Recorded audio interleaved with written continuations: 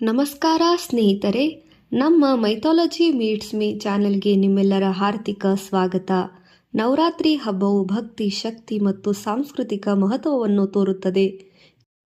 ಕಾಲರಾತ್ರಿ ದೇವಿಯ ಕತೆ. ಕಾಲರಾತ್ರಿ ದೇವಿಯ ಹೆಸರು ಕೇಳಿದಷ್ಟೇ ಭಯಾನಕ ತೋರುತ್ತದೆ. ಆದರೆ ಭಕ್ತರಿಗಾಗಿ ಅವರು ದಯಾಮಯಿ ತಾಯಿ, ಆದಿಶಕ್ತಿ, ಜಗಜ್ಜನನಿ. ಪುರಾಣಗಳ ಪ್ರಕಾರ ಶಂಭ ನಿಶುಂಭ ಎಂಬ ಅಸುರರನ್ನು ಸಂಹರಿಸಲು ದೇವಿ ಪಾರ್ವತಿಯು ಅವರು ಕಾಲರಾತ್ರಿ ರೂಪವನ್ನು ತಾಳಿದ್ದರು.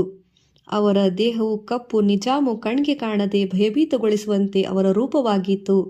ಆದರೆ ಭಕ್ತರಿಗಾಗಿ ಕರುಣಾಮಯಿ ತಾಯಿಯಾಗಿದ್ದರು. ಅವರ ಶಕ್ತಿ ದುಷ್ಟರನ್ನು ಸಂಹರಿಸುವ ಮೂಲಕ ಭಕ್ತರನ್ನು ರಕ್ಷಿಸುತ್ತಾರೆ. ಅವರು ದುಷ್ಟರ ನಿರಾಶೆ, ಭಕ್ತರ ರಕ್ಷಣೆಯ ಸಂಕೇತವಾಗಿದ್ದಾರೆ. ಕಾಲರಾತ್ರಿ ದೇವಿಯ ಸ್ವರೂಪ.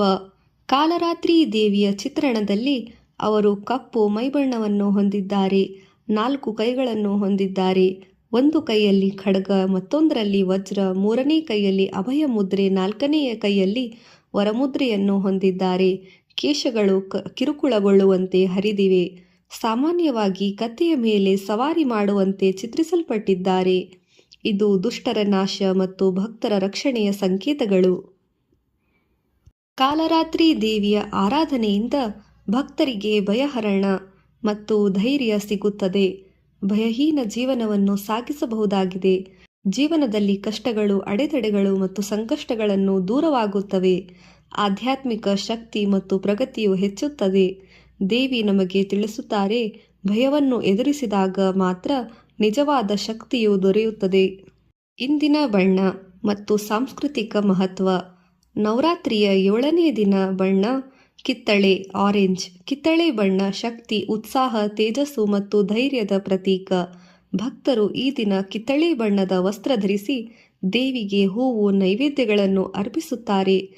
ಕಿತ್ತಳೆ ಬಣ್ಣವು ಸೂರ್ಯನ ಉಜ್ವಲತೆ ಮತ್ತು ಶಕ್ತಿಯ ಸಂಕೇತವಾಗಿದೆ. ಪ್ರಾದೇಶಿಕ ಆಚರಣೆಗಳು.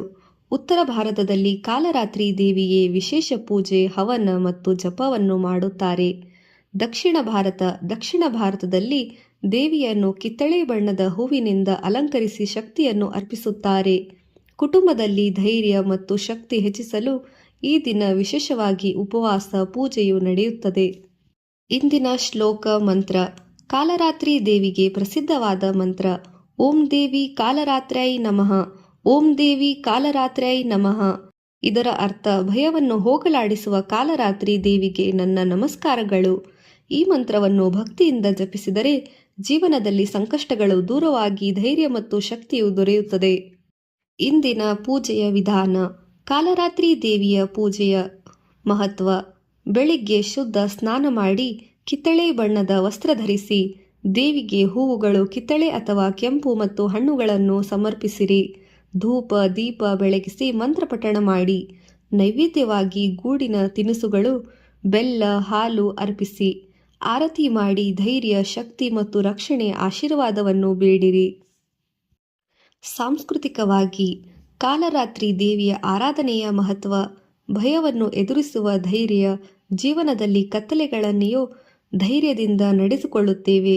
ದುಷ್ಟರ ನಾಶ, ಧರ್ಮದ ಜಯ, ಅಧರ್ಮದ ನಾಶದ ಸಂಕೇತ. ಶಕ್ತಿ ಮತ್ತು ಉತ್ಸಾಹ. ಕಿತ್ತಳೆ ಬಣ್ಣದಿಂದ ಜೀವನದಲ್ಲಿ ಉತ್ಸಾಹ ಮತ್ತು ಶಕ್ತಿ ದೊರೆಯುತ್ತದೆ. ಕುಟುಂಬ ಮತ್ತು ಸಮಾಜದಲ್ಲಿ ಸಹಕಾರ, ಭರವಸೆ ಮತ್ತು ಶಾಂತಿಯ ಸ್ಥಾಪನೆಗೆ ಸಹಾಯಕ. ಪ್ರಿಯ ಸ್ನೇಹಿತರೆ, ಇಂದು ನಾವು ಕಾಲರಾತ್ರಿ ದೇವಿಯ ದಿವ್ಯ ಕಥೆ, ಭಯಹರಣ ಶಕ್ತಿ ಮತ್ತು 7ನೇ ದಿನದ ಕಿತ್ತಳೆ ಬಣ್ಣದ ಮಹತ್ವವನ್ನು ತಿಳಿದುಕೊಂಡೆವು. ಅವರು ನಮಗೆ ಧೈರ್ಯ, ಶಕ್ತಿ ಮತ್ತು ನೆಮ್ಮದಿ ನೀಡಲಿ, ನಮ್ಮ ಜೀವನದಲ್ಲಿ ಅಂಧಕಾರವನ್ನು ಬೆಳಕಾಗಿ ಮಾರ್ಪಡಿಸಲಿ ಎಂದು ಪ್ರಾರ್ಥಿಸೋಣ.